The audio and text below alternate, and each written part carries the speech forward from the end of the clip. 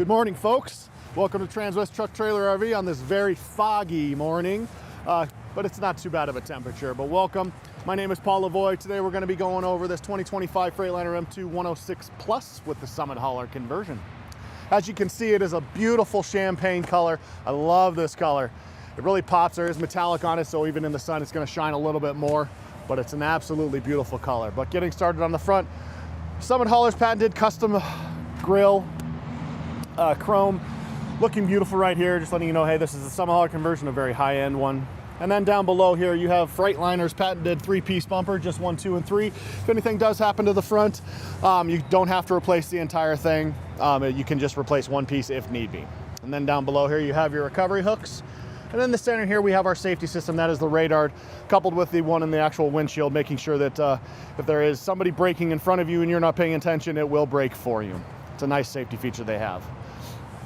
Getting to this hood, it is a compressed fiberglass hood. We get a lot of hail here in Colorado, but I'm assuming everybody gets hail basically anywhere, but it's very durable. You won't get the little dings that the other standard hoods, metal and aluminum hoods actually get, but it's very lightweight too, so you can actually go like this and it raises it up, and actually it's very easy to do. Anybody that can reach it is able to pull that.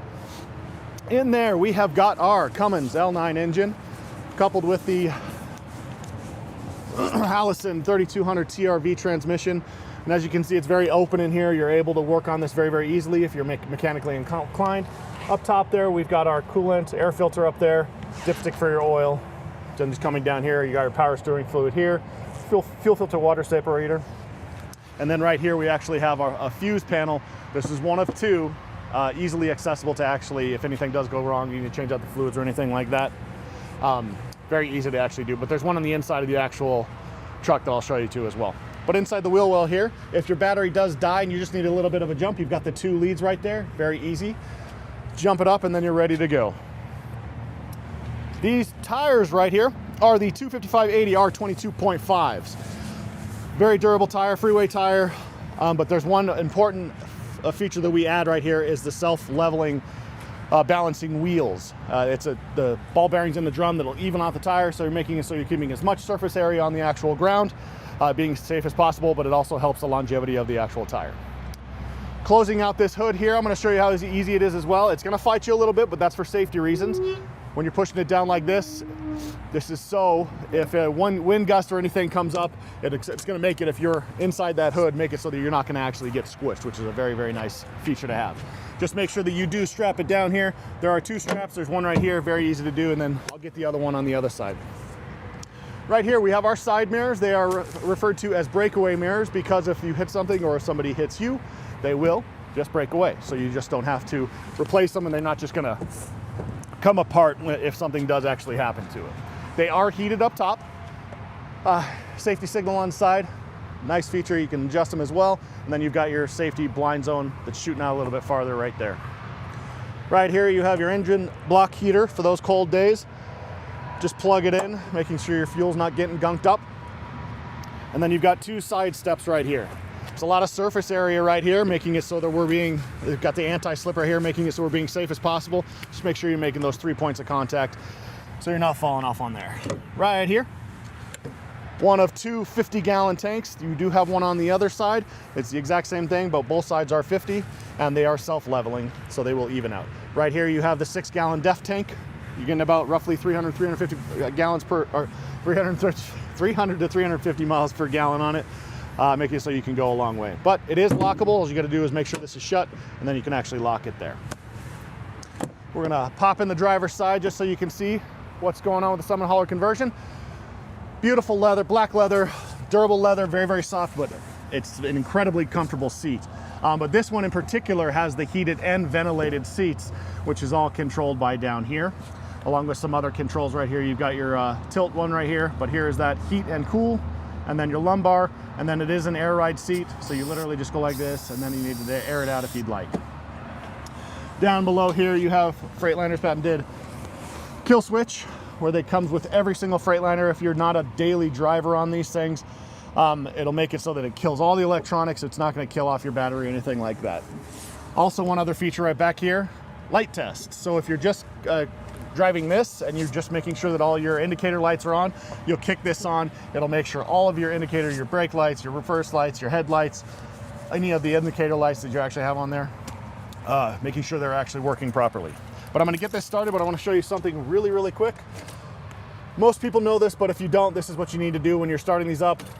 Clicking into the accessories mode, you're gonna wait 5 seconds. It's kicking all the safety features and everything like that, cycling, making sure everything's okay, and then you're ready to actually turn it on. Fair enough. We're gonna see in the back here, this is your lovely 3-passenger sofa. When I say sofa, DOT does regulate that as a bed, and so when you wanna pull over to the side, all you do is just put it up into the bottom part, and then you'll actually get a decent sized bed. It's a really comfortable seat though as well. Just make sure that there's nothing on those actually the seats, no passengers, any other bags of weight. It tends to burn out the motor, so we're gonna try and keep all weight off of that. Okay, right here, this is your cover for your batteries. It's very easy to work on them. It's just the 4 bolts, one back here. Take the panel off and then you can make adjustments to whatever you need right there. Down below here, we have hookups for our trickle charger right here. If you want to top off those batteries, you can do that if you like, or you can even charge something else outside of that as well. As you can see, coming down here, you still have the side steps, so you can even access the bed if you need to get up to the headache bar or anything like that. But right here, this is two of this size storage bins. Very durable. It is diamond plated. Right there, you can see we have the flare box in there, and then you have a fire extinguisher, and then you actually can hook it up for air right there. All of these storage units are lockable. They are weatherproof. They've got the weather stripping on the outside, so we're making it so everything's going to keep dry and safe. This one's a little bit smaller. A lot of people would put like their chains or flares back there. You can really use it for whatever you want to utilize. Coming up on the bed here, you see the entire bed is diamond plated. Very, very durable plating, making it sure if anything is thrown on here, it's not gonna damage the bed or anything like that. But you'll notice right here, you actually do have holes on the back here. They're 2 pre-drilled holes where we've put on there, so you can add really whatever you can think of. We normally put like an extra storage bin or anything like that. I just actually put 2 on a couple of vehicles that we had. Very easy to do. Just make sure that the ones we have here are called customized. They perfectly go up with the angle of the headache bar, and it fits in there perfect. So it's very, very nice. At the top of the headache bar, you're gonna see your reverse lights and your brake lights, but right in the middle there, you're gonna see one of your backup cameras. We only have 1 hooked up. It is a Voyager system, but you can have up to four on there if you would like. Coming down here, you're gonna see a track system. These are for tie downs if you wanna tie anything down, a spare tire or anything like that. You have the capability of actually doing that. And in the middle here, we have what we call our trough. This is where you're gonna be hooking up to either your gooseneck or your 5th wheel. We haven't set it up for anything because we don't know what everybody wants, so really you can kind of customize it however you want. The middle part is for the gooseneck ball, and the outside holes are all for the 5th wheel. A lot of people use the 5th wheel Hensley because it is an air ride one. You got hookups for your electronics right here for either your 5th wheel right here or your bumper pull right here. And then right here you have where you're hooking up to the actual Voyager system. This is a hardwired one. Voyager does have a system out there which is wireless. You can actually do that, and like I said, it's still gonna be 4 cameras though. But this is our Gen Y 30,000 pound bumper pull, heavy duty and customizable really however you want. You can raise it or lower it. You can change out to the ball whatever you want, because this one does have the 2 5/16 and the 2-inch down below. Very, very easy to do though. You just have your tie-ins right there, and then you can kind of change the height of it as well. It's a nice little setup. I'm gonna pause for just a second just to kind of go over just why you would want one of these versus just kind of a normal truck. One, the sheer size is always great. It's always good to have, a bigger vehicle on that. These beds are aluminum beds. They are lightweight, but we also do a lot of one other thing on there. We put steel plates down below there to make it so that weight is actually coming back up like the normal steel beds. But this being an aluminum bed, much more durable, longevity on it. A lot of people go through salt, which would deteriorate steel a lot. But here we have mag chloride, so this one's going to be holding up on it. Nice little feature to have. But one other feature on here that I wanted to show you safety-wise is This is your standard brake pad for your 350, 450. Not exactly something that I just kind of see. It's the size-wise is just crazy on this compared to your pad on the actual Freightliner M2 106. Massive. A lot of surface area. It's going to stop you a lot faster than the other ones, depending on what you're actually hauling on there. But just wanted to kind of go over that just to show you kind of what it is. Like I said, just going over the longevity of these things. These things are going to last 750, a million miles plus if you're doing the regular maintenance on it. Very durable. They're built to tow. These things can go all day long, whatever you're towing, it does not matter. But as you can see here as well, these are the other two storage bins on the side. Same size, lockable, just like the other ones. And this one right here is your second fuel tank right here. Like I said, it's 50 gallons, 50 on both sides. So you just want to make sure you find a fueling station that has hookups on both sides, so you don't need to turn it around, because that would just be, you know, waste of time. It is lockable just like this. We'll take a look at the front passenger. Same setup as we got on the other side. It is an air ride, just like that. Adjustments for the lumbar and then tilt. The other one I was talking about inside the engine, there was a fuse panel in there. One in there. This is the second one right here. You would just pull this out and lift up in there. You have access to it. Very, very easy to do. We're going to take a look at the back here on the other side. You're going to see in the back console there, you have a couple more hookups for power. You've got a 110 and a couple of USBs, making sure that you're keeping all your devices charged up and ready to go. And as he's hopping up in there, you're going to be seeing a very, very large windshield up front here. Obviously, we want to be as safe as possible. It's 2,500 centimeters of glass here. It's just, I mean, you can see it's a great feature. In the middle here, you're going to be wondering, like, oh, what is that thing? Well, it's the Detroit Assurance. This is coupled with the radar that I was talking about at the front in the beginning of the video. This is one going with your lane keep assist, but also your front radar as well, just making sure that you're being as safe as possible, keeping you in your lane, or if somebody's braking up front, just keeping it there. Staying up here, this is your Voyager system. This is what I was talking about on the back headache bar. And you can, like I said, have up to 4 cameras on it. Right now we're just on this one, but you can actually cycle through it. There's camera 2, camera 3, and camera 4, but also a nice feature.